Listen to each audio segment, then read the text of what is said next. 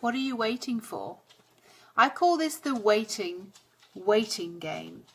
And it's a feeling of being stagnant or being put on pause. I had a lady with me last week, and she explained to me by the end of the week, she goes, oh my God, she said, I felt when I came that I have been for the last 4 years on pause. Nothing has changed in my life. I want to have the family. I want to have the great man. I want to have the career I can work at home. But I just haven't done anything about it. I've been put on pause. I haven't gone out. I haven't enjoyed myself. I haven't done this, that and the other. During the week, we were very lucky to be able to kind of hone in on certain aspects and certain, I call them missing nutrients from her, so that she could actually understand what she was missing and what she hadn't put in her life. So she was feeling rather stagnant and rather stationary. And she was on pause. She wasn't doing anything with herself that she wanted to do. She wasn't feeling alive. She wasn't enjoying herself. She was just working really, really hard. Can you imagine? Like, she was commuting 1.5 hours to her work. She was sitting on the train. She was bored out of her mind. So when she got home, the only pleasurable thing she did was eat. So we were lucky enough to be able to find out what was going on for her so that we could actually clear those things up. And she's on a whole new trajectory, really. Even within the week, when we did some manifesting work with her, she had an offer for a job. And she knows now exactly what she's looking for in her perfect partner. She knows exactly how it's going to feel when she meets him. She knows exactly how it's going to feel when she's working at home, running her own job, doing what she's absolutely brilliant at doing. She is brilliant at doing it, but she had no idea how to go ahead and find that. She was really on pause. And I call this the waiting game. I'm Fiona Robertson, and I'm the body renewer, and I get to the root cause, and I get to see what's underneath and what's causing your body to do what it's doing. So that's why I've called these little videos that I'm doing the 3 little known causes and why your body's doing what it's doing. When your energy becomes stagnant, when it becomes stale, when it becomes your life is mediocre, when it's everything's a little bit dull and you're in survival mode, everything's very stationary, nothing's changing very much. How else can I describe it? It's dull. You don't feel alive, like haven't been, I wore this on purpose, you haven't been exhilarated or stimulated, you haven't done any adventure. I work with ladies who want to find out what it is that's going on behind the scenes as to why their body's doing what it's doing. The reasons our bodies are manifesting certain things, and metaphysically your body is talking to you, is telling you, oh, for heaven's sake, I just feel awful. Please let me out, let me go play. And most women don't have any time to play because we're so busy chasing after everybody else and feeling it's so necessary to be busy and earn a living, and we've forgotten all about the things that really fulfill us. And this is what I find out for you, help you find out with your missing nutrients. Often when you feel really heavy and stagnant and on pause, the energy is very heavy, the vibration is very heavy, it's very slow. And so there's nothing more responsive than the body to your thoughts and your feelings. So if you're feeling slow and stagnant and stationary, therefore your body will resemble that as well. Some of the things that I find that when people are in the waiting game, waiting game, like why we put weight on. Basically, we are so busy caring for everybody else that we're not caring for ourselves. And we're so busy putting ourselves last and letting everybody else go first, because this is what nice girls do. And sometimes, like I said to my lady last week, sometimes you just have to find your inner bitch a little bit and get a little bit arrogant. And sometimes that's a little bit difficult to understand how that feels for you and how you can do that. So when you've let go of the stress and when you've let go of the being on scarcity, you sometimes have to look at like what's really not working for you. You feel really mediocre. And one of the questions I ask is, what do you have on fun? What have you been doing for fun? And often fun is kind of misinterpreted, like you've sat down to dinner with a bunch of friends and yeah, it was kind of okay and you didn't really eat what you wanted, but it's not fun. Fun is a feeling that comes up from your bottom of your belly and it's from your navel, and it comes up and it just shoots out of you. And it's a completely different energy to kind of sitting down and having a bit of a chin wag or a girly night out when you're all complaining about not having the man and not having the life and not having the body and all those kind of things. It's a very, very different feeling.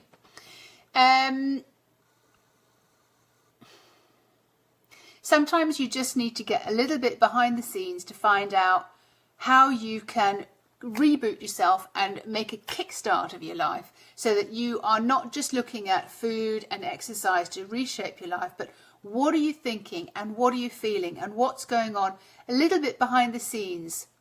So, for example, we are all formed on our past and our present and what our worries are of the future.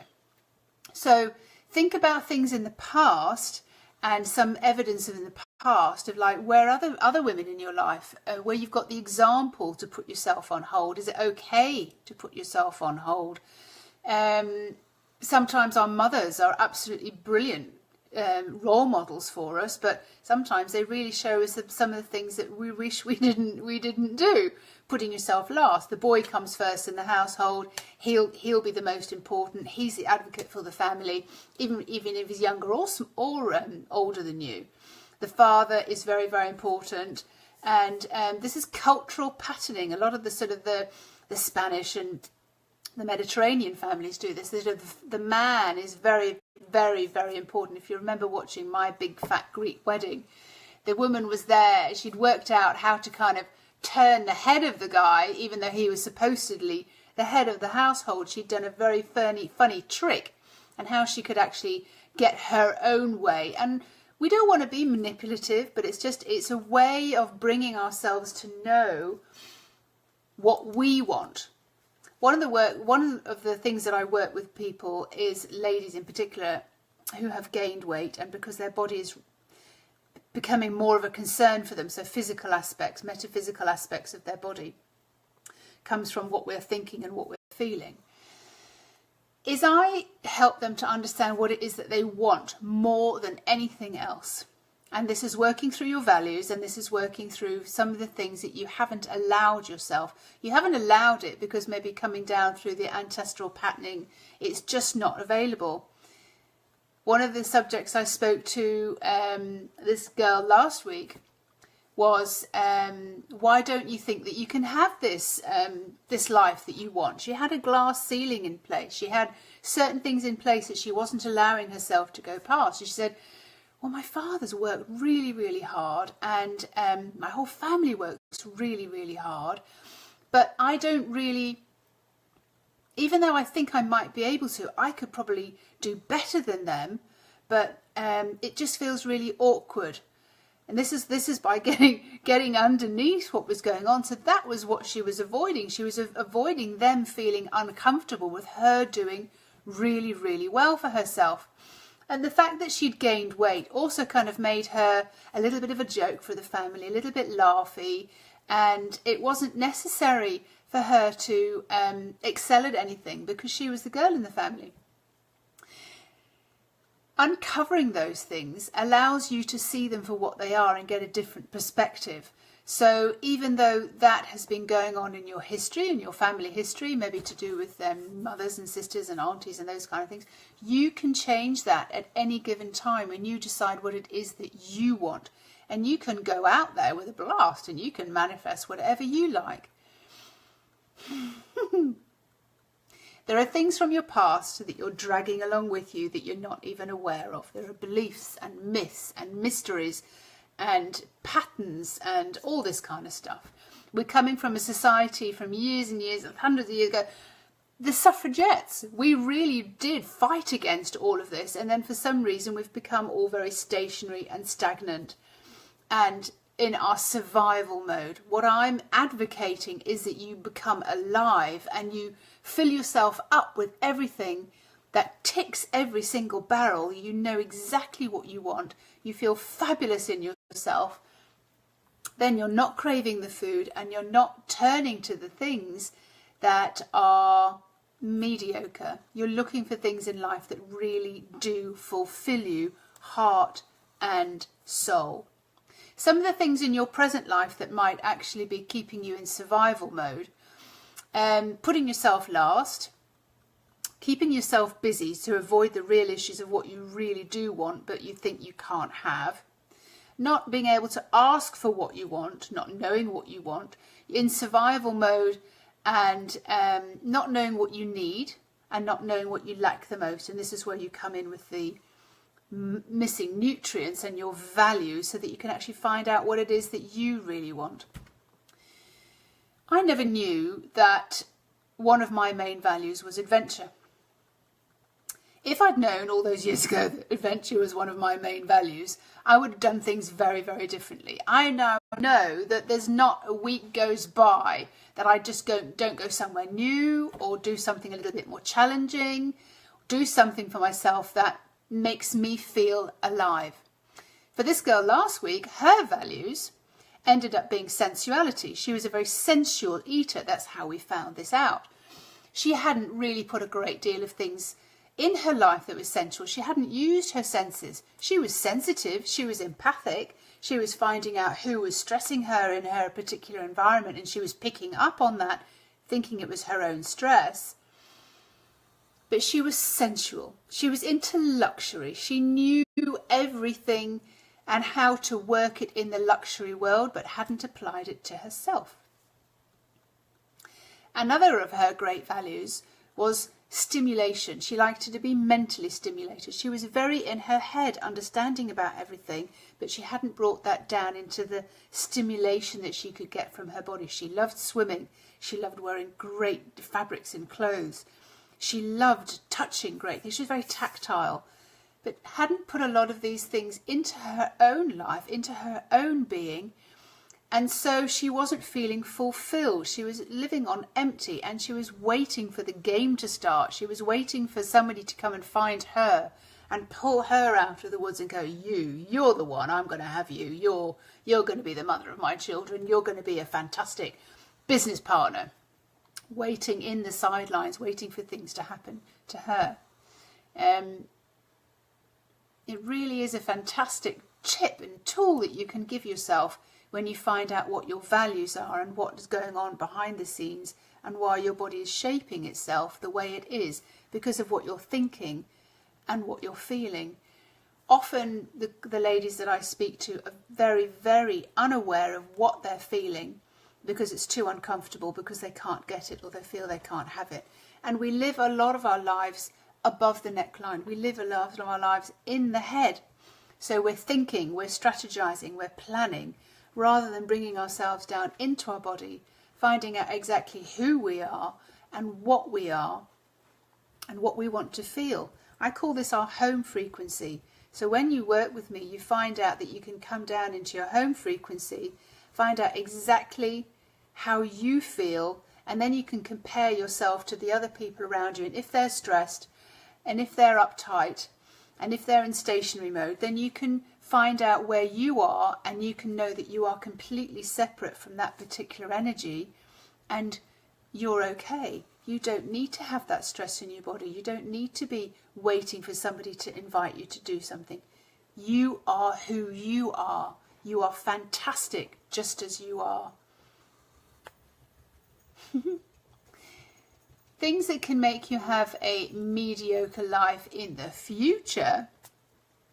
These can be waiting to be noticed for work and waiting to be noticed by a man, which was already said, waiting to be asked out, waiting to change jobs before you do because you don't know what's going to happen. You're waiting for the pay rise, waiting for the promotion. This is the energy of waiting to lose weight before you go out, waiting to I had a good one the other day. Waiting to go and do the sport you really love because you were too fat to get into the swimming costume that you had.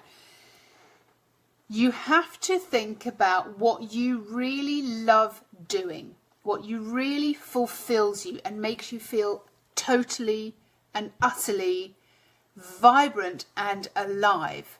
so that you can put those things into your life. And you know how your body feels when you do those things. That's how you're going to influence your body on a completely different level. The lady that I had next week made some big decisions. And even within the week that she was here, as soon as she started to make those decisions for herself, the phone started ringing, she started getting emails because she made that decision. Right, that's it. I'm going to make some movement. I'm going to do something for myself now. Life changes about you. Life changes for you when you start putting things in place. I talk a lot about some of the tips and techniques that I use, whether it's to do with my number one cause, little known causes, which was stress this morning, and the scarcity technique for that. And there's a technique for finding out your missing nutrients and things as well. And then that helps you to manifest the hell out of life. So you can actually start putting in some of the things that really mean things to you. Once you've got all your love barrels ticked, that you're getting love from a great man, you're getting love from your children, you're getting love from great food, you're getting love from great clothes, and all your senses are fulfilled, you have a different feeling in your body. You can be regal, royal. You really walk around like a completely different person when you're fulfilled as opposed to when you're empty. Do yourself a favour and pick up the workbook that I've got, which shows you the 3 main topics that I've been talking about today, which is the stress, the scarcity, and the survival, the stagnancy mode. Find out which one is actually playing on you the most, and then see what you need to do next. I'm running on Thursday evening, I'm going to be running a mastermind. I'm going to be running a mini course about how you can do the 3 solutions for each of those 3, so that you can work out and you can start putting those things in place for you. They're 3 techniques. They're very, very simple, and they will change your energy massively. So join me on Thursday evening and download my 3 reasons, a free download, 3 reasons why French women don't get fat. Why they don't get fat? Because they have certain things in place to do with their culture, certain things in place to do with their whole patterning that other ladies don't have. And I use them as a great example because that's what I've learned being in France. All right, I'm going to love you and leave you. I'll be back again at 5 o'clock where I'll do a roundup, and I'm going to do another roundup at 8 o'clock, just so that you've got the full picture here and the full puzzle, and you can start putting the pieces of the puzzle in and find out what's been going on in your past, and actually find out which one of these 3 little known causes are having the biggest influence on you physically. All right, so I'm going to love you and leave you. See you in the playground later on. Bye.